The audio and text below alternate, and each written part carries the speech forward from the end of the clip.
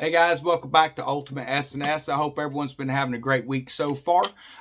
We are going to be discussing self-defense today. So there's a lot of different options out there when you're looking at self-defense. You can look at a lot of the non-lethals, and we helped Survival Living do a test on a Berna non-lethal, has a pepper ball. We done that. It's been several months back, but it seemed like that went pretty good for a lot of people that were looking at those types of options. But a lot of people like to have that lethal option as well, guys, especially with society crumbling the way that it is. So what can you get for your money's worth? Well, if you're looking at name brands such as Smith & Wesson, things like that, you're going to be looking at anywhere between $1,000 to $1,500 for certain types of firearms. Now, there's different types of firearms you can get. So we're going to go over a little bit with this semi-automatic right here. That is made by Rock Island Arms. That is a 45 ACP.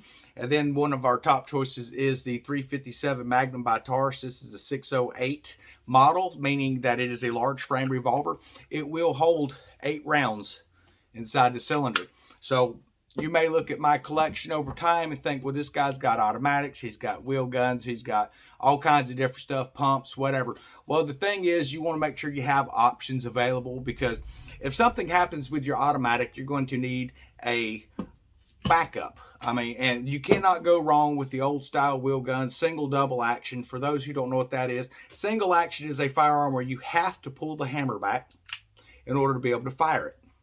A double action is one that you can pull the trigger and it brings the hammer back with you. I will not fire this on a dead cylinder.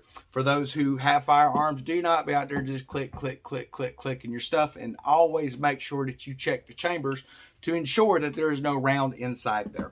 So we have our magazines for our semi-auto, and then we have our rounds. So this is the 45 ACP. For those that are wondering what it looks like, this is a full metal jacket. And then this is the 357 Magnum round. This is a hollow point by Hornady.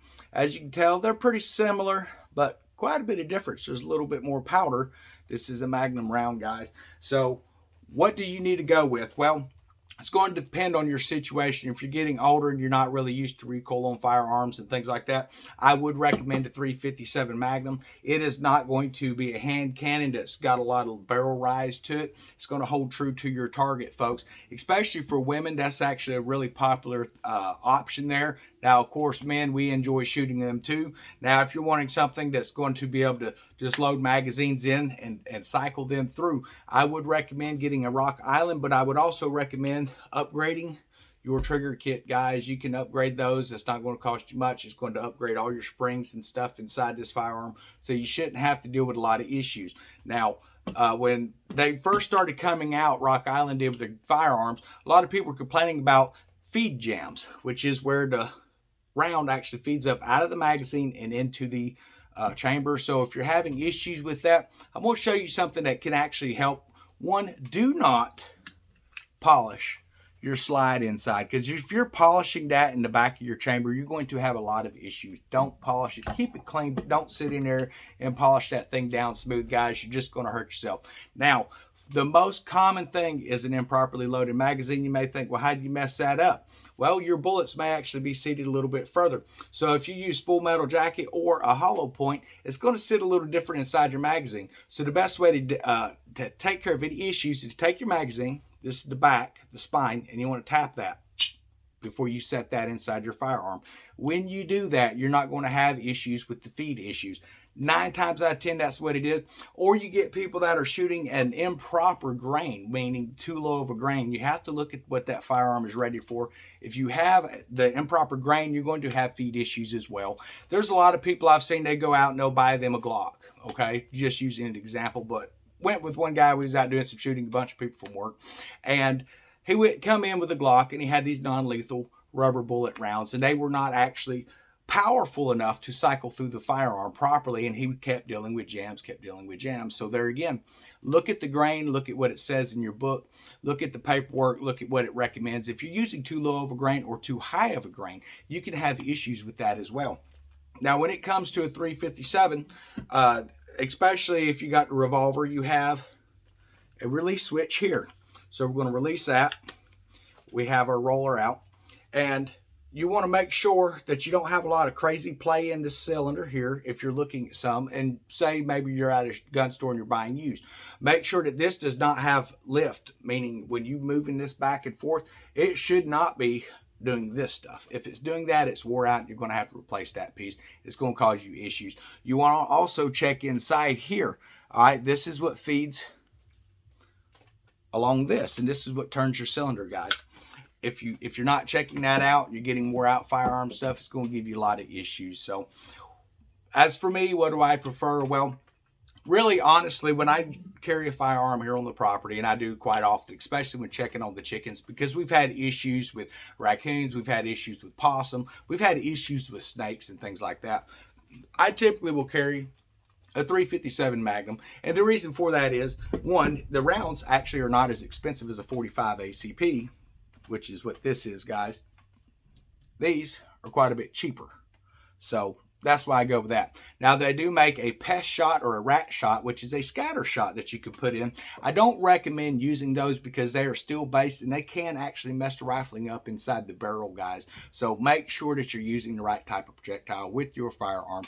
And I would highly recommend, if you are new to firearms and thinking maybe we should get something to protect our family, definitely, but first things first, you need to take a safety course. You need to learn how to properly handle a firearm. You see it all the time on YouTube. These guys, they've got them and they're loaded out. Their fingers are on the trigger, or as I call it, the booger hook on the bang switch. They never pay attention to safety. Always verify that firearm is loaded. You should not point that at anybody, even if it's unloaded. Be in the practice of never pointing it at anybody. All right, you should not be pulling this out of skin unless you're intending to actually use it to fire at a target or to protect yourself, guys. These people that are always on their videos doing these little wankster, gangster, whatever you want to call it type stuff is ridiculous. It's just it's stupid is what it is.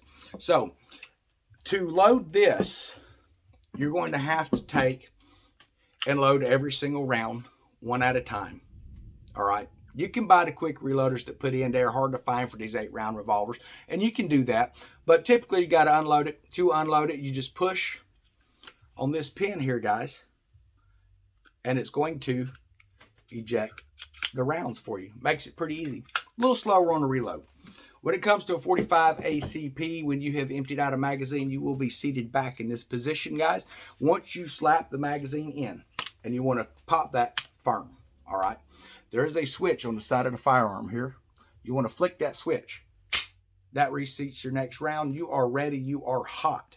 This trigger is back. It's ready to fire. Now, on this particular firearm, some do not have external safety. Some have multiple safeties. Sorry about that. Got something falling over in the corner. This firearm, your hand has to be seated back against this safety switch in order to fire that. But not only that, there is a safety that's located right here. Get this flipped around so you can see it, guys. There is a safety that switch right here. You push that up and you are on safe. You're not going to be able to fire.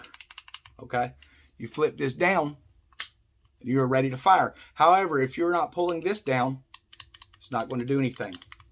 But if you have a proper grip on your firearm, it will fire. Something to be aware of. Now, you can carry your magazines. You can carry that inside your firearm at all times, which is the way that I do it. After you seat your rounds, give it a tap. You want to place that inside your firearm. Do not put one in the chamber, folks. There's a lot of people like to keep them in the chamber. If you have children around the house, I don't care if you're keeping this thing with a gun lock inside of a safe. Do not keep a round in that chamber, whatever you do. And I'm going to tell you why. I don't know if you noticed the material of this brass jacket. You're going to notice on this is the older round, you're starting to get tarnish. That will actually build up inside of your firearm. So, you know, if you want to have a bunch of green tarnish inside your firearm that can affect the functionality, sure, let it sit in there all day. I would not recommend that, guys. That's just me.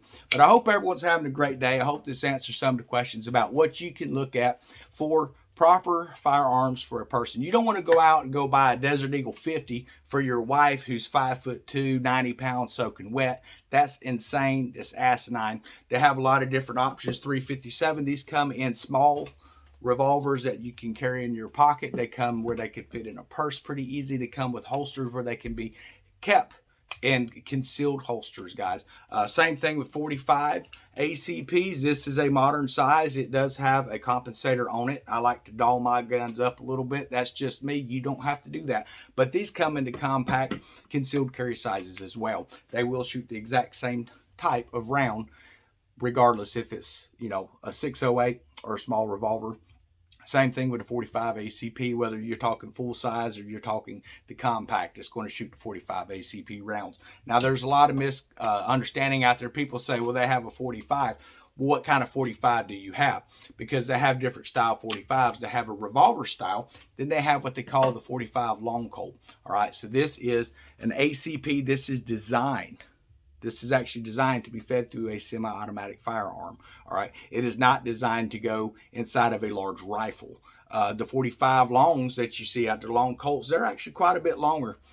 They may actually be a little longer than this 357 round is, and they're about the same distance of this. So you need to make sure you're buying the right firearm. I had a uncle that had a bunch of rounds. He's like, hey man, I got some 45s you can have if you want them. So looking at it, I didn't have a 45 long Colt, did me absolute no good.